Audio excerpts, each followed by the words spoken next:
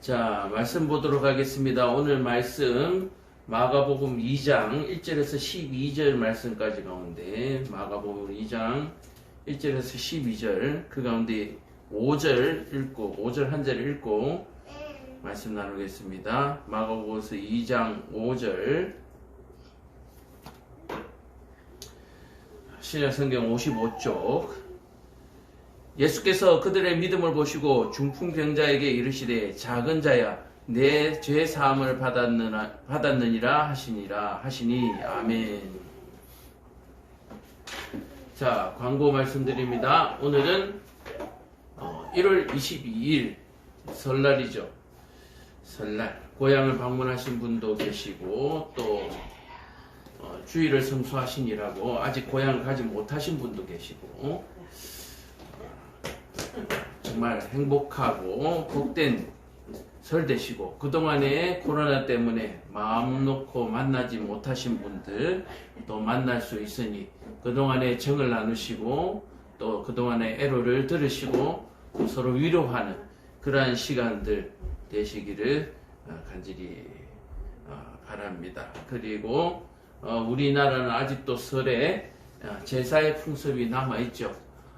이번 설을 통해서 이런 일들이 좀 정리되어지고 마무리되어지는 그러한 기회들이 또 한번 될 수 있기를 바랍니다. 여전히 이 교회를 다니시면서 제사를 지내시는 분들도 있죠.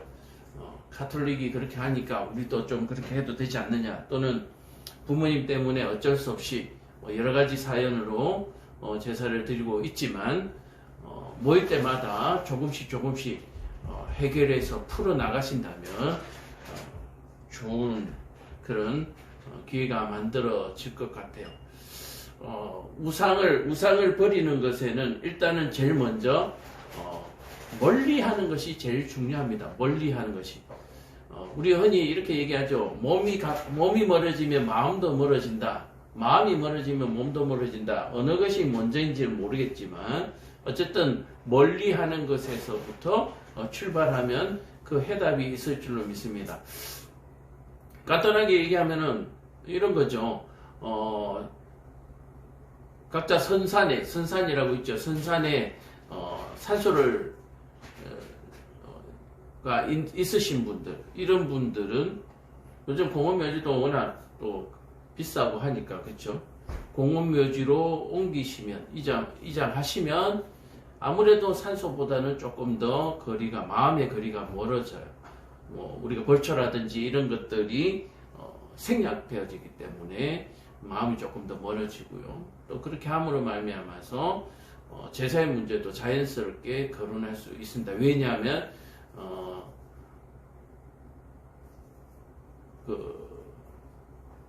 공원에 가면, 공원묘지에 가게 되면 이렇게 기독교 분들하고 이렇게 섞여 있거든요. 그런 부분들을 통해서 또 보는 것들이 있으니까 자기 산소에 가시는 분들은 자기 이렇게 묘만 이렇게 부모님들 묘만 보니까 별로 변화를 느낄 수가 없는데 공원묘지에 이렇게 가시면은 유골함에 십자가도 있고 이렇게 쫙 이렇게 여러 종교들의 어떤 부분들을 체험하게 되면서 또 여러 가지 마음들을 정리할 수 있는데 도움이 됩니다. 어떤 분들은 묘가 산소가 여러 군데죠. 그래서 이렇게 돌면서 벌초도 하시고 또 오늘 같은 날은 또 산소를 쭉 돌고 하시잖아요. 그다음에 시간도 많이 걸리고 하는 부분들이 있는데 공원묘지를 그렇게 하시면은 들어가시면은 여러 가지로 좀 편리한 점도 있고 하여튼 그러면서 조금씩 멀어져요. 마음이 멀어지면 자연스럽게 제사 문제도 해결될 수 있는 길이 열린다, 그렇게 볼 수가 있습니다. 물론 안 믿으신 분들은 방법을 도모하지 않기 때문에 그렇지만 믿으신 분들은 어떻게 정리하려고 마음을 모으시잖아요. 그러면 거기서부터 이렇게 준비하시면은 좋은 결과가 있을 줄로 믿습니다. 어쨌든 다투고 분쟁하기보다는 이해시켜야죠. 이해를 시키는 것이 아니라 믿음을 줘야죠. 그래서 참 하나님을 만날 수 있도록 기회를 그렇게 열어드릴 수 있기를 바랍니다. 자, 오늘도 주일 예물을 위해서 기도하고 말씀 전하겠습니다. 좋으신 아버지 하나님, 은혜를 참으로 감사합니다. 우리 가운데 늘 살아 계셔서 늘 우리의 부족함을 채워주시고 또 이렇게 풍성한 설을 맡게 하여 주심을 참으로 감사합니다.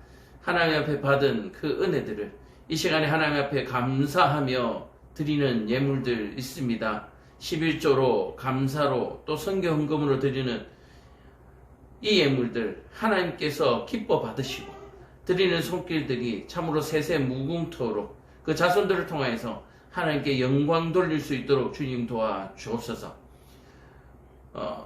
질병이 난무한 이 코로나 시대에 참으로 건강으로 이들을 붙들어 주옵시며 또 하는 일들마다 참으로 하나님의 영광을 드러내는 그런 아름다운 소식들이 오고 갈 수 있도록 주님께서 늘 보살펴 주옵시며 언제든지 어디를 가든지 하나님께서 동행하여 주셔서 참으로 악하고 더러운 것들과 만나지 않게 하시고 또 그것들과 만났을 때 싸워 이길 수 있는 은혜를 베풀어 주옵소서.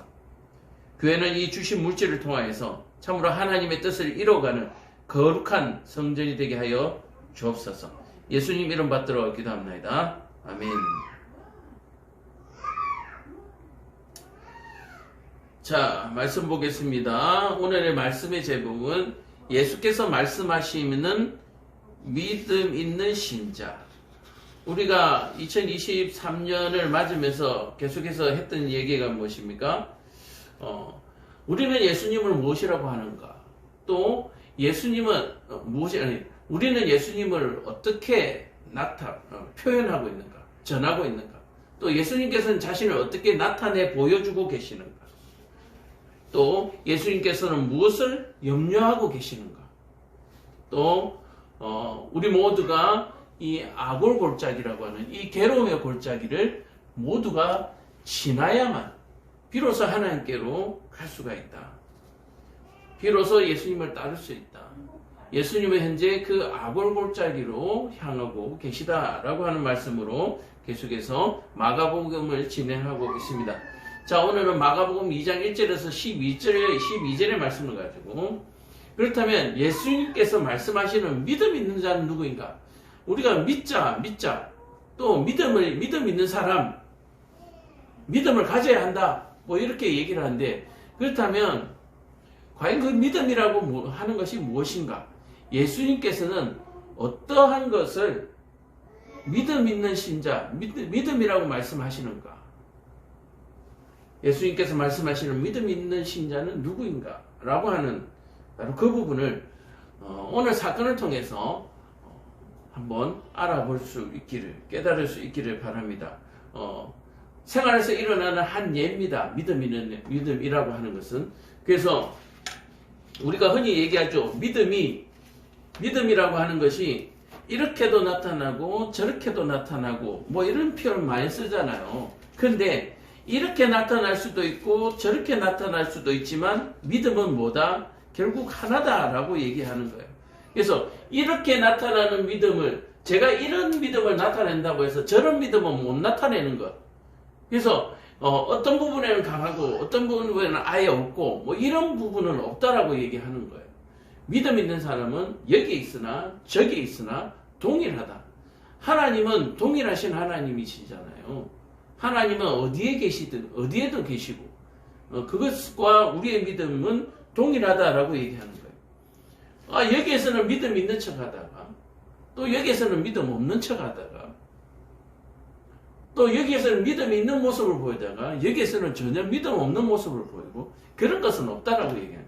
믿음은 때와 장소를 가지지 아니하고 동일한 모습으로 나타나야 한다. 그러므로 한 사건을 통해서 믿음 있는 자는 어떤 자인가를 말씀하고 계시지만 그 믿음이 결국 모든 분야에서 모든 삶에서 그 믿음의 능력을 발휘하게 된다.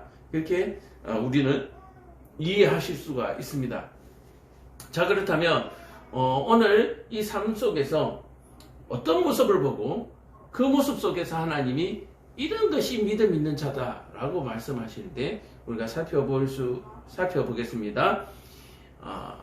2장 1절에 수주일 후에 예수께서 다시 가버나움에 들어가시니 집에 계시다는 소문이 들린지라. 자, 수주일이라고 하면 시간이 많이 지났죠.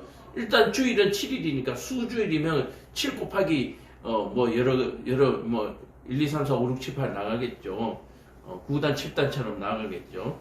자, 그래서 예수님께서 계속해서 이제 세례 요한이 잡히신 이후에 계속해서 갈릴리 지역을 이렇게 순회하시면서 복음을 전하고 또 가르치시고 또 병자를 고치시고 귀신을 쫓아내시는 사역을 계속해서 하고 있습니다. 그래서 시간이 많이 지난 후에 수주일 후에 예수께서 다시 가버나움에 들어가셔서 집에 계시다는 소문. 자, 예수님께서 가버나움으로 돌아가서 집에 계시다는 소문이 예수님이 이제 그러니까 이런 얘기죠. 가버나움에 오셨다. 소문이 들린 거죠. 자, 그동안에 갈릴리 지역에서 예수님께서 하신 일들은 이미 입에 입을 통하여서 많은 사람에게 알려졌습니다. 그래서 많은 사람이 모여서 문 앞까지 들어설 자리가 없게 되었는데 예수께서 그들에게 도를 말씀하시더니, 자, 여기서 도라고 하는 것은 무엇입니까? 진리죠. 도, 진리, 지식, 이렇게 말씀하는 결국 진리에서 지식이 나오는 것이니까요. 도를 말씀하시더라. 그래서 하나님께서 진리를 말씀하시더라, 도를 말씀하시더라, 또 하나님을 전하시더라, 복음을 전하시더라. 똑같은 얘기입니다. 예수께서 그들에게 도를 말씀하시더니, 자, 그렇게 하고 있는데 3절에 사람들이 한 중풍병자를 네 사람에게 메워가지고 예수께로 올세. 자, 중풍병자를 메워서 네 사람이 예수님께로 나왔습니다. 자, 중풍병은 요즘도 우리가 흔히 알고 있는 병이죠. 그리고 몸을 불편하게 하고 또 심한 경우에는 사망에 이르는 그런 무서운 병에 들어갑니다. 자, 그 시절에도 중풍병은 지금보다도 더 무서운 병이었겠죠. 자, 그래서 네 사람이 왔는데, 예수님께로 왔는데 4절에 무리들 때문에 예수께 데려갈 수 없으므로 그 계신 곳에 지붕을 뜯어 구멍을 내고 중풍병자가 누운 상을 달아 내리니, 이렇게 얘기하고 있습니다. 자, 무리들 때문에 라고 얘기합니다. 무리들. 자, 성경에서는요, 무리들, 예수님의 제자들이 있고요. 그 다음에 무리들이 있고요. 그 다음에 예수님을 대적하는 반역자들이 있습니다.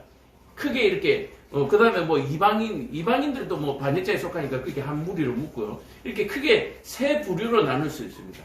예수님의 제자들, 예수님을 따르는 자들, 그리고 무리들, 그 다음에 예수님을 반역하는 무리들, 사람들, 이렇게 세 부류가 나오는데, 성경에서 이 무리들이라고 얘기를 하면은, 무리들이라고 하면, 좋은 말로 그냥 어리석은 백성들, 무지한 백성들, 천지도 모르는 사람들, 그저, 소문에 그냥 휩쓸려 다니는 사람들, 주변 환경과 분위기에 그냥 휩쓸려서 살아가는 사람들, 이런 사람들을 무리라고 표현을 하고 있어요. 그래서 성경에서 무리라고 하면, 좋은 표현은 아니에요. 예를 들어서 제가 무리들 속에 포함되어 있다 그러면 좋은 사람이 아닌 것이죠. 자, 그래서 이 무리들이라고 얘기하면은 예수님께로 나오는데 방해되는 사람들. 이 무리들은 어떤 사람들이냐면은 소문을 만드는 사람들입니다. 분위기를 조성하는, 여론을 조성하는 사람들입니다. 팩트, 진리를 따라서 움직이는 사람들이 아니라 그냥 분위기에 휩쓸려서 다니는 사람들. 이 분위기에 휩쓸리는 것 때문에 많은 사고들이 일어나죠. 분위기 때문에. 흔히 이런 거예요. 학교에서 왕따가 일어나는데 힘센 친구가 있어요. 힘 약한 친구가 있어요. 힘센 친구가 있는데 이 힘센 친구가 약한 친구를 괴롭혀요. 그러면 이 무리들은 어떻게 합니까? 분위기를 봐서 자기에게 어떤 것이 유리한가, 그 유리한 쪽으로 선택하는 사람들이 무리입니다. 반대로 힘센 사람이 있고 약한 사람이 있습니다. 이유 없이 힘센 사람이 약한 사람을 괴롭힐 때, 저것은 부정한 것이야, 안 좋은 것이야 라고 해서 작은 힘이 약한 사람을 감싸주고 돌봐주고 또 힘센 친구를 하지 못하도록 제지하는 이런 일을 하는 사람들, 진리를 따르는 사람들이죠. 이런 사람들은 예수님의 제자와 같은 사람. 그래서 세상에는 진리를 따르는 사람이 있고 분위기를 따르는 사람이 있습니다. 강한 자에게 약한 모습을 보여서 붙어서 그렇게 생명을 연명하는 사람들이 있는가 하면, 약하고 강한 걸 떠나서 진리를 따라서 선을 추구하는 사람들이 있고, 뭐 이 말 이렇게 말씀드리면은 대충 이제 이해가 되시겠죠. 또 분위기라고 하면 이런 정신적인 부분뿐만 아니라 이성적인 부분뿐만 아니라 감성적인 부분도 감성의 분위기에 포함되죠. 그래서 이성을 놓치고 감성적인 부분으로 휩쓸리다 보면 사고가 일어나는 것. 뭐 이스라엘 같은 경우에도 무슨 종교 행사 가운데 너무 많은 사람들이 모여서 압사 사고가 일어나고 많잖아요. 우리도 얼마 전에 그런 사고가 있었고요. 그래서 감성적으로 또는 이성적으로든 그게 휩쓸리는 사람은 무리에 들어간다는. 감성적이든 이성적이든 진리를 붙들고 옳고 그름을 판단할 수 있는 바로 그러한 사람들이 예수님의 제자들, 그런 사람들이죠. 그래서 이런 얘기도 드릴 수가 있습니다. 요즘 TV에 뉴스를 틀면요, 모든 방송사가 똑같은 뉴스를 합니다. 똑같은 화면을 내보이고 똑같은 자막들을 써서 기사를 내보내고 있어요. 이거 뭡니까? 이미 뉴스가 아니죠. 기자가 아니에요. 이슈가 되는 것. 그냥 사람들이 관심이 있어 하는 것, 또는 관심이 없는데 관심을 그쪽으로 모으려고 하는 의도로 만들어지는 이런 제작, 창작물. 그러니까 뉴스가 창작물이 되어지고 있어요. 영화와 같은, 소설과 같은 창작물이 되어지고 있어요. 그런 뉴스들을 통해서 사람들을 거기에 집중하도록 만들고 사람들의 생각을 그렇게 만들어가는 거예요. 그래서 굉장히 지금 현재 뉴스나 여러 가지 매체, 인터넷 매체들이나 이런 것들이 우리의 정신세계를 굉장히 파괴하고 있습니다. 바로 이 정신세계를 파괴하는 사람들이 누구냐면 바로 이 무리들이에요. 무리들. 그래서 이 무리들 때문에 중풍병자가 예수님께로 나아갈 수 없다. 다시 말해서 예수님은 병을 고치시는 분이에요. 지금 이들에게는 예수님은 병을 고치시는 아주 훌륭한 큰 의사예요. 근데 이 무리들 때문에 예수님께로 갈 수 없다, 병을 고칠 수 없다, 또는 병을 고칠 수 없도록 막고 있다. 바로 이런 것들이 이 무리들이 하는 일이다라고 얘기하는 거예요. 자, 그렇다면 이 땅에도 마찬가지입니다. 교회가 많이 전도를 하러 나갑니다. 그러나 예수님을 만나지 못하도록 하는 것들이 있다라고 얘기하는 거예요. 예수님을 만나지 못하도록 하는 것이 무엇입니까? 바로 거짓 선지자들, 거짓 뉴스들, 거짓 지식들, 이런 것들이 예수님을 만나지 못하도록 하고. 그러니까 지금 예수님이 계시던 이 시대에만 무리들이 존재하는 것이 아니라 지금 현재 21세기 2023년에도 이 무리들이 존재한다. 자, 무리라고 하면은 나보다 많은 숫자의 덩어리를 얘기하는 거죠. 무리. 나 개인 무리. 그래서 개인이 무리를 뚫고 들어가기는 쉽지가 않습니다. 무리를 이겨낼 수가 없어요. 자, 그렇다면 이 무리들 때문에 갈 수 없는데, 그러면 이 중풍병자는 병 고치는 것을 포기할 것인가? 무리들 때문에 예수께서 나갈 수 없는데 그 계신 곳에 지붕을 뚫어서 구멍을 내고 중풍자가 누운 상을 달아내리더라. 자, 무리들 때문에 나갈 수가 없어요. 예수님께로 나갈 수 없어요. 그랬더니 어떻게 해요? 지붕으로 올라가서 그 지붕을 뜯어내고 예수님께 그 침상채로 메어서 달아서 내렸다. 우리가 흔히 그 왕관기라고 하죠. 저 제나 때 쓰는 왕관기, 또는 국군의 날이나 뭐 이런 군사 이래 작전을 할 때 보면 경찰 작전을 할 때 보면 헬리콥터에서 줄을 타고 내리듯이 그 중풍병자를 하나 내렸다라고 얘기하는 거예요. 산불이 났을 때 그 왜 환자들을 이렇게 침상에 묶어서 헬리콥터로 들어서 이동하는 모습들 봤잖아요. 그 모습과 같습니다. 자, 무리들 때문에 나가지 못할 때는 뭡니까? 일반적인 상식으로는 할 수 없다. 놀라운 일이죠. 우리는 어떤 얘기를 하면 그게 상식적으로 맞냐, 그게 과학적으로 맞냐라고 얘기를 하는 거예요. 예수님께서 무리를 걸으셨다. 그게 상식적으로 맞냐, 과학적으로 맞냐라고 얘기하는 거예요.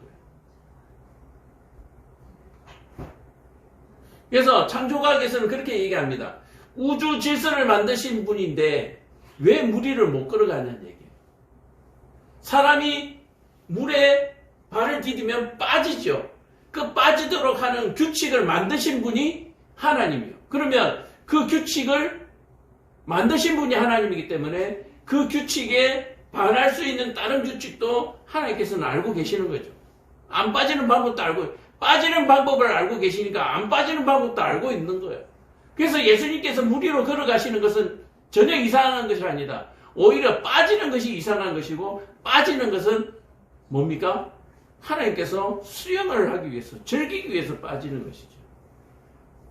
자, 이와 마찬가지로 일반적인 상식으로는 무리에게 나아갈 수 없습니다. 지붕 위를 걸어가는, 지붕 위를 뚫고 들어가는 일반적인 상식이 아니라 예외적인 방식 또는 상상을 초월하는 방식, 일반적인 상식적이 아닌 방식으로 하나님께로 가야 됩니다. 자, 이들이 지붕 위로 갈 수 있는 이유는 무엇입니까? 지붕을 만드는 사람들이기 때문에, 지붕이 얼마나 튼튼한지를 알기 때문에 그 지붕 위로 걸어가도 무너지지 않는다는 것을 아는 사람들이기에 지붕 위로 걸어갈 수 있는 것입니다.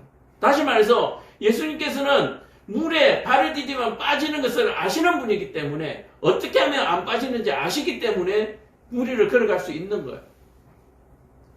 이 중풍병자를 데리고 온 네 사람은 지붕을 어떻게 가면 안 빠지고 환자를 이송할 수 있으며 지붕의 어떤 부위를 뜯어야 예수님께로 바로 머리 위에 그 환자를 내릴 수 있는지 아는 사람들. 이 사람들은 무리들 때문에 예수님께로 갈 수 없지만 일반적인 상식을 벗어나서 전혀 새로운 비상식적인 방법으로 예수님께 중풍병자를 데려가는 모습을 볼 수도 있습니다. 그래서 이런 사람들을 예수님께서 뭐라 하실 것 같아요? 지혜롭다라고 얘기합니다. 지혜롭다. 자, 예수님께서 이렇게 지붕을 뜯은 사람들에게 뭐라고 얘기하는가 한번 보십시오. 예수께서 그들의 믿음을 보시고, 이 믿음이라고 하는 것은 뭡니까? 진리라고 얘기했잖아요. 믿음은 진리라고 그랬잖아요. 그러니까 제가 말씀드린 대로 예수님께서 이들이 지혜롭다라고 얘기합니다. 이들의 지혜를 보고 중풍병자가 이르시되 작은 자야 내 죄사함을 받았느니라 하시니라. 이들의 지혜를 보시고 이들의 믿음을 보시고 중풍병자에게 죄사함을 선포하시는 모습을 볼 수가 있습니다. 자, 그렇다면 우리가 오늘 읽었던 본문이지만 5절에 한번 봅시다. 오늘 제목이 뭡니까? 예수님께서 말씀하시는 믿음 있는 신자는 무엇인가? 이 믿음 있는 신자는 무엇인가? 지금 중풍병자가 믿음이 있는 게 아니에요. 이 중풍병자를 메고 간 네 사람이 믿음이 있는 거잖아요. 이 네 사람의 행동을 보고 믿음이 있다라고 하는 거예요. 이 네 사람의 행동을 보고 지혜롭다라고 하는 거예요. 자, 그렇다면 이 네 사람의 행동은 어떻습니까? 비상식적이죠. 사람들을 뚫고 군중을 뚫고 들어가야 합니다. 이 시대에 뭐 헬리콥터가 있습니까? 뭐가 있습니까? 하늘을 날아서 갈 수가 있는 방법이 없어요. 그러나 그 상식을 깨고 비상식적으로 지붕 위로 가서 지붕을 뜯어서 환자를 내렸는데 이들에게 믿음이 있다. 다시 말해서 지혜롭다라고 얘기하는 거예요. 그래서 믿음은 상식적인 게 아니에요. 믿음은 과학적인 게 아닙니다.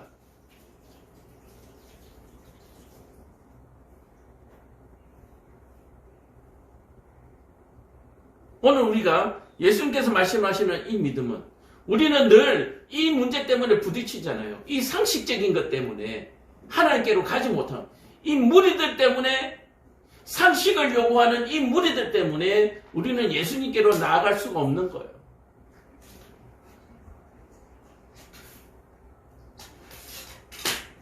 예수님께서 말씀하시는 믿음 있는 신자는 어떤 신자입니까? 무리들의 상식을 뛰어넘는 사람을 원하십니다. 무리들의 상식을 능가하는 사람을 원하시는 거예요. 가지 못하도록 막으면 안 갈 거냐는 얘기예요. 믿을 수 있는 과학적 근거가 없으면 안 믿을 거냐는 얘기예요. 하나님은 과학을 뛰어넘고 상식을 뛰어넘으시는 분이잖아요. 그런 분을 과학과 상식으로 판단하려고 하는 이 무리들 속에 우리가 여전히 남아있으려고 하느냐라고 얘기하는 거예요. 교회를 찾아와서 복음을 듣고 회개하면 죄의 사함을 받고 영생을 얻는다. 이런 비상식을 뚫고 교회로 나와야 하는 것입니다. 예수님께서는 바로 이러한 사람들을 믿음이 있다라고 얘기합니다. 무리를 뚫고 나오는 사람이 아니라 무리들을 뛰어넘는, 상식을 뛰어넘고 과학을 뛰어넘고 이 모든 것들을 뭡니까? 믿는 사람들, 뛰어넘는 사람들, 이런 사람들을 믿음 있는 사람이다. 그래서 예수님이 메시아다라고 하는 이 사실을 믿는 사람을 믿음이라고 얘기합니다. 믿음 있는 자라고 얘기합니다. 예수께서 그들의 믿음을 보시고 그들의 믿음입니다. 중풍병자의 믿음이 아니에요. 지붕 위로 침상을 들고 지붕을 뜯어서 내린 이 네 사람, 친구인지 가족인지 이웃인지는 모르겠지만 굉장히 절친이고 굉장히 간절한 사람인 것을 우리가 볼 수가 있습니다. 어떤 사람이 믿음이 있다고요? 간절한 사람만이 믿음을 가질 수가 있습니다. 간절한 사람만이 상식을 뛰어넘고 과학을 뛰어넘을 수가 있어요. 간절한 사람. 그래서 우리가 간절한 기도는 과학을 뛰어넘고 상식을 뛰어넘는 거잖아요. 하나님, 이 병이 낫게 해주세요. 큰 병원을 찾고 돈을 많이 들여서 좋은 의술을 공급받는 것이 아니라 하나님, 이 병을 낫게 해주세요. 침상에서 눈물을 적시는 이 기도는 과학을 뛰어넘고 상식을 뛰어넘는 방법, 바로 이 방법이 문제 해결의 방법이라는 얘기예요. 자, 그런데 이 죄사함을 선포하는, 죄를 사해 주신 분이 있다라고 하는 사실 또한 우리가 간과할 수가 없는 거예요. 죄사함을 받아. 누군가가 죄를 사해 줘야 되는 거예요.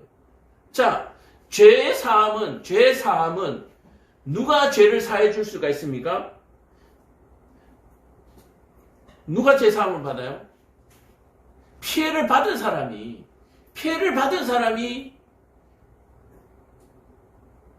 죄사함을 해줄 수가 있잖아요. 죄 지은 사람은 용서를 받아야 하고요.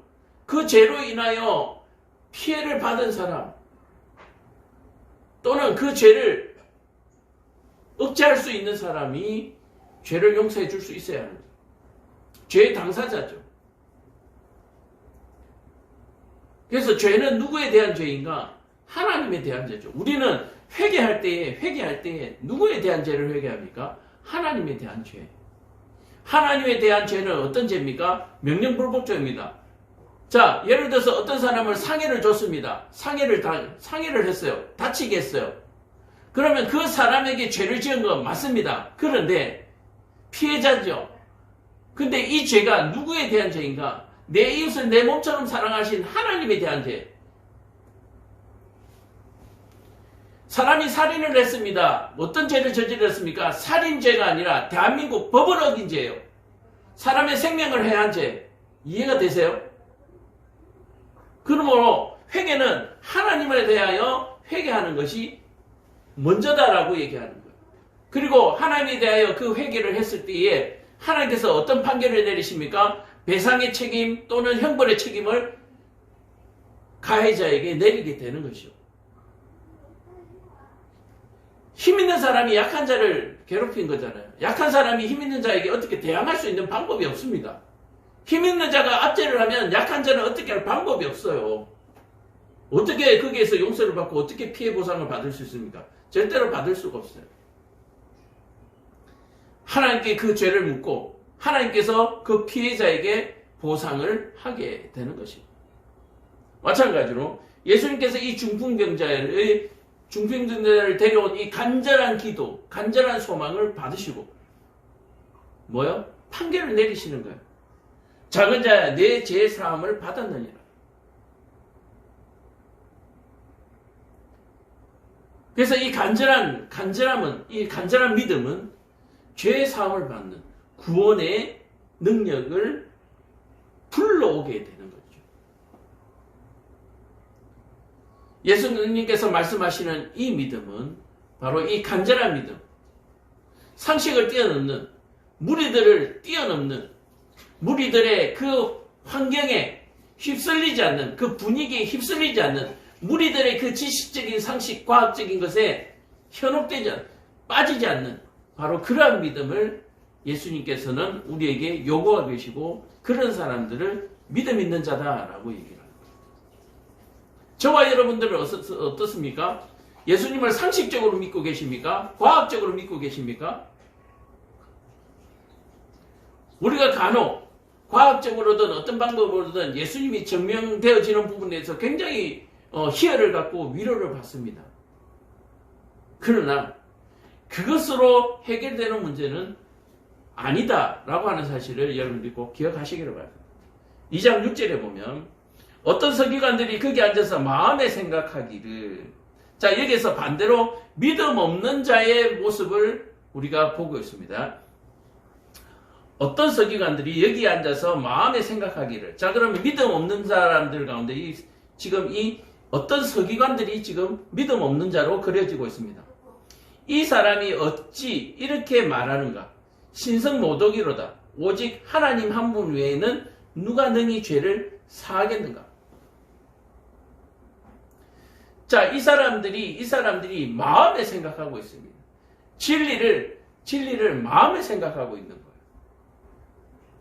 어떤 서기관들, 이들은 믿음이 없는 사람들인데 이 믿음이 없는 사람들은 어떤 행동을 하는가? 마음으로 생각하고 사람을 판단하는 일을 한다. 이 사람들은 신성모독이라고 하는 어떤 근거를 가지고 있습니다. 지식을 가지고 있어요. 그러니까 이 비상식적인 진리를 상식적인 것에 맞추려고 하는 사람들.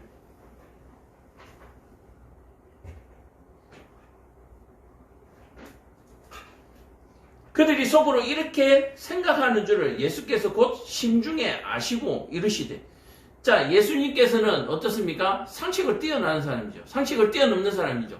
사람의 생각 속으로 들어갔습니다. 사람의 생각을 읽어내십니다. 이거 비상식적인 거죠. 이렇게 상식적이지 않은 분을 어떻게 상식으로 판단할 수 있는가? 어찌하여 이것을 마음에 생각하느냐? 중풍병자에게 내 제사함을 받았느니라 하는 말과 일어나 내 상을 가지고 걸어가라 하는 말 중에서 어느 것이 쉽겠느냐? 그러나 인자가 땅에서 죄를 사하는 권세가 있는 줄을 너희로 알게 하려노라 하시고 중풍병자에게 말씀하시되, 내가 내게 이르노니 일어나 내 상을 가지고 집으로 가라 하시니. 자 보세요. 중풍병자한테 이제 네 죄가 사해졌다라고 하니까 중풍병자가 어떻습니까? 아무 증상이 안 나타나는 거예요. 아무 현상이 안 나타나는 거예요. 나는 지금 중풍병을 고치러 왔는데 죄사함을 받으러 온 게 아니라니. 죄사함을 받으러 온 게. 자 그렇다면 예수님께서 지금 이 중풍병자를 통해서 자신이 누구인가를 지금 나타내려고 하시는 것이지 이 중풍병자를 고치는 게 목적이 아니다라고 얘기하는 거예요.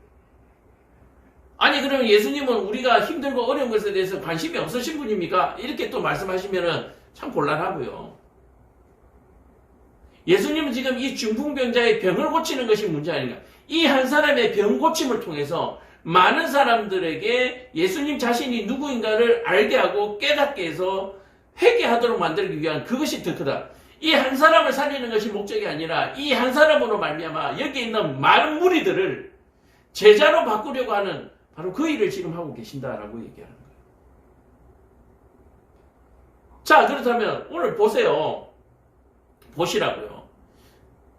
우리가 하나님 앞에 많은 기도하잖아요. 내 삶이 나아지기를 많이 기도하잖아요. 근데 내 삶이 나아지는 것, 이것은 하나님이 뜻 말씀하고 계시는 것이 아니는 거예요. 내 삶이 나아짐으로 말미암아서 많은 사람들이, 무리들이 제자로 바뀔 수 있느냐라는 것을 지금 보고 있는 거예요. 다시 말씀드려서 오늘 제가 기도하는데 제가 이 기도하는 것을 하나님께서 들으시고 이 기도를 들어줘서 무리들이 얼마나 바뀔까를 보는 거예요. 하나님은 지금 산수하고 계신 거예요. 계산하고 계신 거예요. 이 목사 네 기도 내가 들어주기는 들어주겠는데 만약에 네 기도를 들어주면 과연 몇 명이나 전도할까?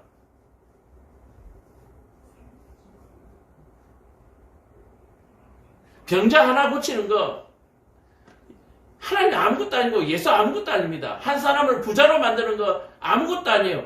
그 부자 때문에 몇 명이 얼마의 무리가 제자로 변할까? 하나님 그 고민하는 거예요. 아, 저놈이 교회도 나오고 믿는 놈은 믿는 놈인데 저놈을 부자로 만들었을 때 과연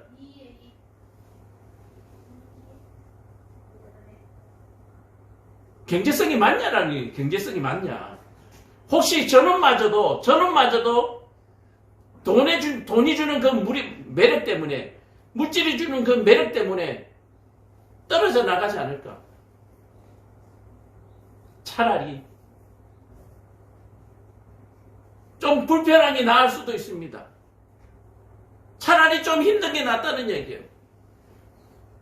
비상식적이죠. 하나님은 상식적이신 분이 아니에요. 우리가 생각하는 그런 분이 아니란 말이에요. 무리들의 분위기에 휩쓸리는 분이 아니에요. 무리들이 낫게 해주세요 막 이렇게 한다고 그 분위기에 휩쓸려가지고 애가 기분 좋다고 막 낫게 해주시는 분이 아니란 얘기예요.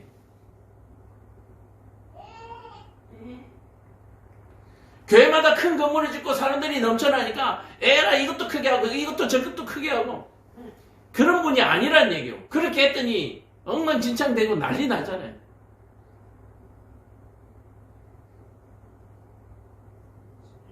모세에게 하신 말씀이 있습니다.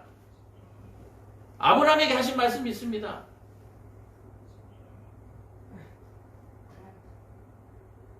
바로 믿음을 요구하시는 거죠. 믿음. 많은 무리들이 모였습니다. 이 병자를 고침으로 말미암아서 예수님께서는 지금 내가 병 고치는 사람이 아니라 죄사함의 권세를 가진 메시아다라는 것을 보여주고 계시는 거예요. 그래서 이 무리들을 제자로 바꾸려고 하는 거예요, 지금.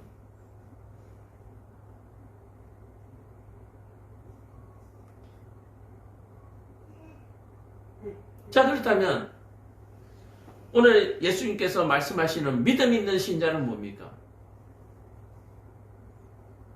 예수를 오늘 이 서기관들처럼 상식을 가지고 지식을 가지고 하나님의 말씀을 가지고 정죄하고 판단하는 자가 아니라 오늘 이 지붕을 뜯어서 침상을 내리는 이 네 명의 사람들처럼 바로 행하는 사람들, 자신의 삶 속에서 그 말씀대로 행동하는 사람들을 믿음 있는 신자라고 얘기합니다. 이 네 명의 신자와 이 서기관들은 똑같이 하나님을 아는 사람들입니다. 그런데 이 서기관들은 하나님의 말씀을 가지고 예수님을 판단을 하고요. 이 지붕을 뜯은 내 친구들은 뭡니까? 하나님이 약속하신 선지자들을 통해서 약속하신 그 메시아로 믿고 지붕을 뜯어서 내리는 행동으로 바꾸었다. 그래서 믿음 있는 신자는 말씀을 행하는 신자, 행동하는 신자, 바로 그것이 믿음 있는 신자. 그것이 믿음이라고 얘기하고 있는 것입니다. 자, 내가 이제 일어나서 내 상을 가지고 집으로 가라. 자, 중풍병자가 언제 일어났습니까? 예수님께서 치료해 주셨을 때에 병이 나았습니까? 아니면 예수님이 누구인가를 알고 병이 나았습니까? 이 중풍병자는 예수님께서 치료해 주실 때 나았습니다. 그러나 이 치료해 주신 분이 죄사함을 권세를 받으신 분이라는 걸, 가지신 분이라는 걸 이제 알고 병이 나은 거죠. 자기 몸의 체험을 가지고 있는 것입니다. 그러나 이 자가 그냥 치료만 받고 나아서 갔다면 10명의 문둥병자 중에 9명은 돌아오지 않으려고 1명만 돌아와서 하나님께 영광을 돌린 것처럼 그저 병만 나아서 돌아가는 거예요. 여전히 무리 속으로 그냥 돌아가는 것입니다. 그러나 이 중풍병자가 병이 나은 상태고 자기를 고쳐주신 분이 죄사함의 권세를 가지신 분이라는 걸 알게 되면 무리 속으로 돌아가는 것이 아니라 제자들 속으로 돌아오게 되는 것입니다. 예수님께로 돌아오게 되는 것입니다.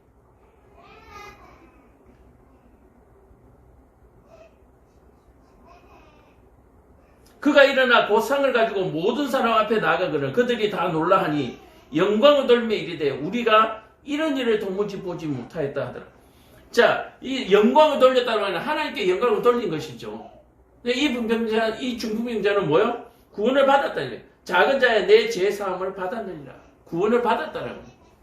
그러나 치료만 받은 사람과 구원을 받은 사람들은 분명히 그 마지막의 결과가 지옥과 천국으로 나누어진다라고. 오늘 저와 여러분들은 한번 봅시다. 구원을 받기를 원하십니까? 문제 해결을 받기를 원하십니까? 아니면 이렇게 얘기하는 게 더 편하겠죠. 구원만 받기를 원하십니까? 아니면 문제 해결만 받기를 원하십니까? 이렇게 얘기하면 전부 이렇게 해요. 구원도 받고 문제도 해결받고. 자, 그렇다면 만을 빼버리고요. 구원받기를 원하십니까? 문제 해결받기를 원하십니까? 이렇게 하면 이제 우리는 신중하게 결정해야 합니다.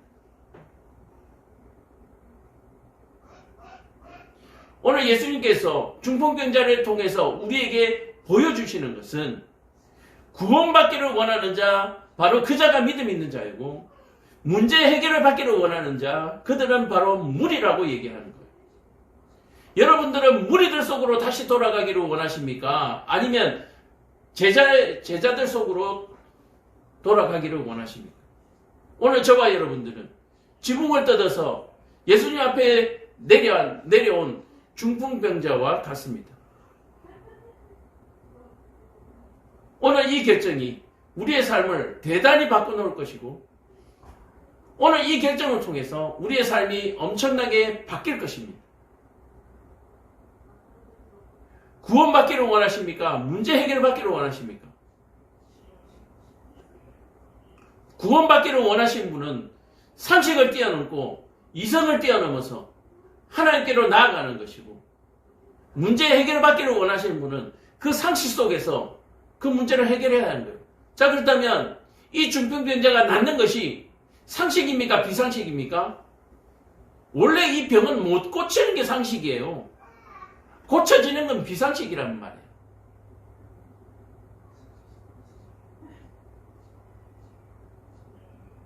오늘 말씀 속에서 큰 깨달음이 있기를 원하고 너의 소원이 무엇이냐라고 얘기할 때에 하나님, 저는 구원받기를 원합니다. 나를 구원하여 주소서. 내 문제 좀 어려울 수 있지만 내가 이 문제 때문에 이 무리들 때문에 구원에서 떨어져 나가지 아니하도록 주님 나를 붙들어 주옵소서. 바로 그러한 고백과 그러한 기도가 오늘 저와 여러분들이 있기를 간절히 축원합니다. 기도하겠습니다. 사랑과 은혜가 충만하신 아버지 하나님, 오늘